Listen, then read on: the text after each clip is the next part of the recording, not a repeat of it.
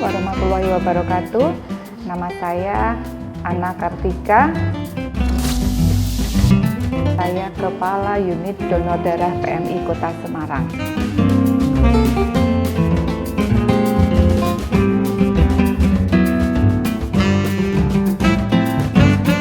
Selamat datang di Buah Bibir.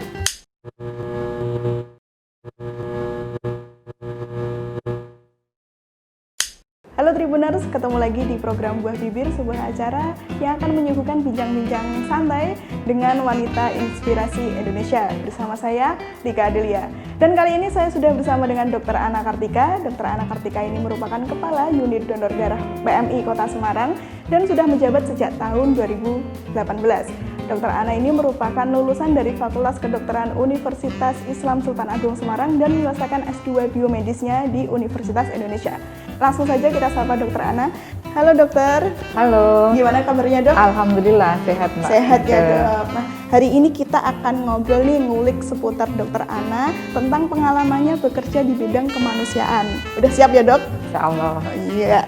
Oke, langsung saja pertanyaan pertama nih. Apa sih yang mendorong dokter untuk bekerja di bidang kemanusiaan? Soalnya kan agak susah sih untuk masyarakat itu untuk terjun di bidang kemanusiaan gitu dok. Ya.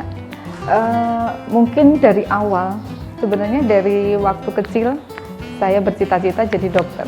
Jadi ditanya sering untuk jadi dokter buat apa gitu kan?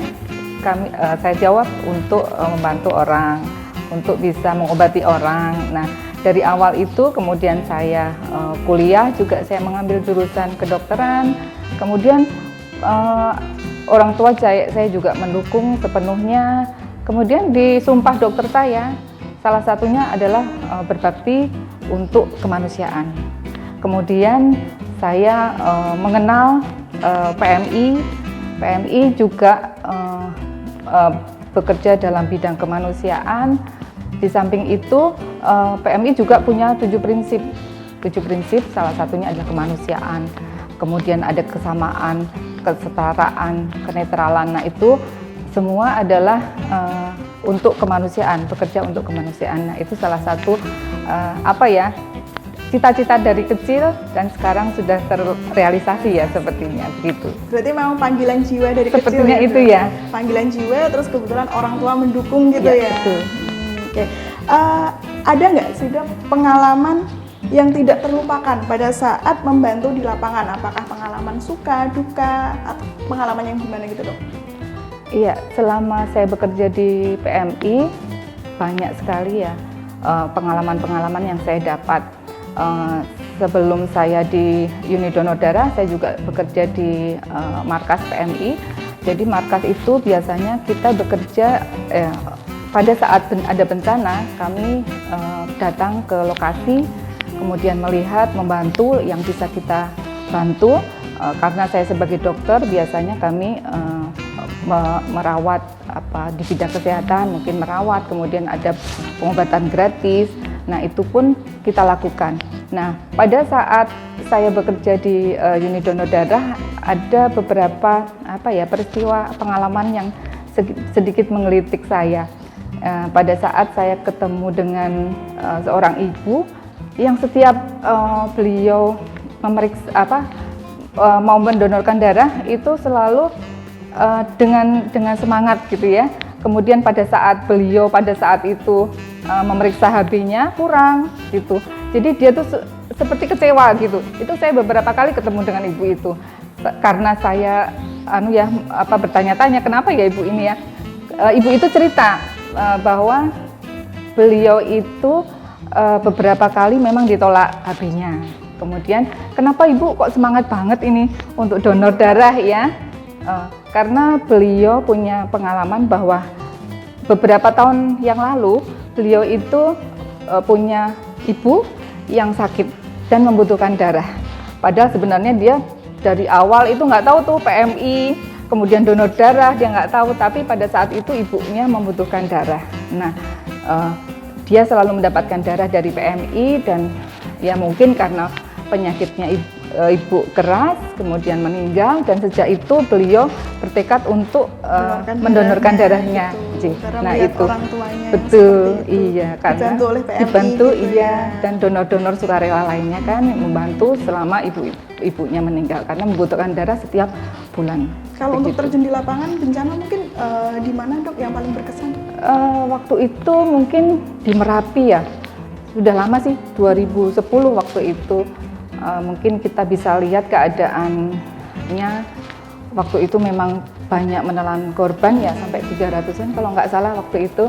Mungkin kita PMI tidak hanya di pengobatan, tapi mungkin kita membantu di pembangunan rumah atau MCK waktu itu karena memang sangat dibutuhkan. Nggak semua orang bisa kayak gitu ya dok. Alhamdulillahnya saya bisa berkesempatan untuk melakukan kegiatan itu, J. Iya.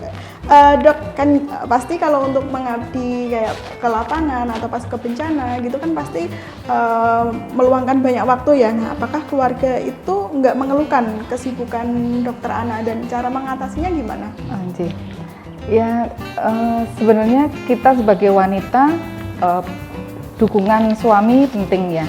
Karena tanpa dukungan suami kita juga tidak bisa melakukan kegiatan terutama di luar rumah. Tapi alhamdulillah semua mendukung, terutama mungkin suami dan anak-anak. Tapi mungkin pada saat anak-anak kecil sering sedikit mengeluh ya, karena ya sering saya keluar rumah, kemudian kadang keluar kota. Tapi mungkin saya mengantisipasi dengan mengenalkan anak-anak tentang apa itu PMI. Apabila waktu libur, kami kan minggu pun kadang-kadang juga ada kegiatan. Saya ajak apabila memang kondisinya bisa, saya ajak, memperlihatkan mereka apa yang sudah saya lakukan. Kemudian waktu mereka SMP, SMA kan ada PMR. Nah itu juga dia mulai melihat saya, kemudian mengikuti PMR itu, jadi tahu apa yang sudah saya kerjakan. Berarti gitu. ikut terpanggil juga ya betul, dok gitu. Iya. Terus berarti kalau untuk libur ngisi waktunya dengan kegiatan PMI atau jalan-jalan kemana gitu? Tidak selalu. Oh, tidak selalu.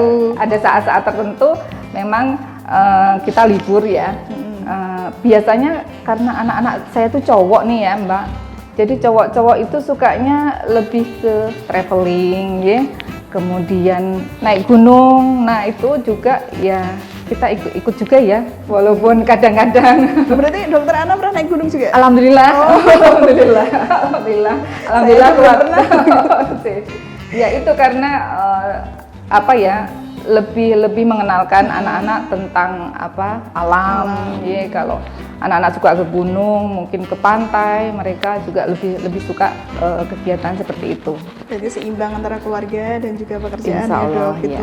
Nah ini dok, menurut dokter gimana sih cara seluruh wanita Indonesia untuk dapat berkontribusi dalam kemanusiaan? Kan kadang aduh males gitu, aku pengen ikut kontribusi tapi aku bisa apa gitu. Gimana sih cara dokter Ana biar bisa ikut kontribusi? Ya. Sebenarnya tidak hanya profesi dokter ataupun yang bekerja di PMI yang bisa ya berkontribusi pada kemanusiaan.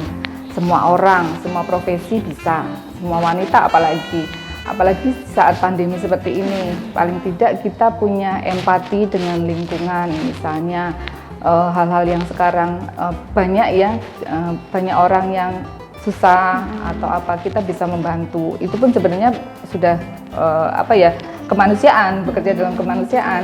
Jadi hal-hal kecil, tidak harus hal yang besar kita membantu dengan jadi dokter iya, atau betul. perawat gitu nggak harus Tidak harus. Jadi kita pun biasa ibu-ibu di rumah pun misalnya melihat ada tetangga yang kesusahan, kita bantu, itu pun kan juga kemanusiaan, hal-hal itu. Oke dokter, jadi untuk pemirsa Tribun Jateng nih, untuk cewek-cewek khususnya yang kalau mau berpartisipasi nggak harus jadi dokter atau perawat, cukup saling tolong-menolong antar tetangga itu juga bisa Iya, ya dok? betul. Tuh ya. Iya, untuk terakhir quote favoritnya dokter Ana apa nih yang bisa di-share kepada pemirsa Tribun Jateng? Apa ya? Selalu berpikir positif mungkin ya, karena kita apabila kita selalu berpikir positif, kita juga punya kehidupan yang positif juga, insya Allah ya. Positive thinking ya? Iya, betul. Jangan overthinking ya, Nah, itu. positive thinking selalu dan jangan overthinking ya gitu. Nah, kita udah selesai ngobrol dan saatnya quick question. Yang deg-degan ya. Oke. Ini harus jawab cepet loh, Bu. Iya, siap. Oke, pertama, berkebun atau pelihara binatang? Berkebun, Pedas atau tidak pedas? pedes. Drakor atau sinetron? Oh, sinetron. Dangdut atau pop? Pop. Flat shoes atau high heels? Flat. Salon atau mall? Salon. Curhat atau dicurhatin? Dicurhatin. Masak atau dimasakin? Masak. Suami atau anak? Duh, suami anak. Nggak bisa. Oke, udah dijawab semuanya. Oke, itu tadi bincang-bincangnya kita bersama wanita inspiratif Indonesia, Dr. Ana Kartika. Makasih ya dokter atas waktunya. Sama-sama Mbak Wida. Nah, saksikan terus program Buah Bibir hanya di channel YouTube Ibu Jatang. Saya Andika Dila pamit. Bye-bye.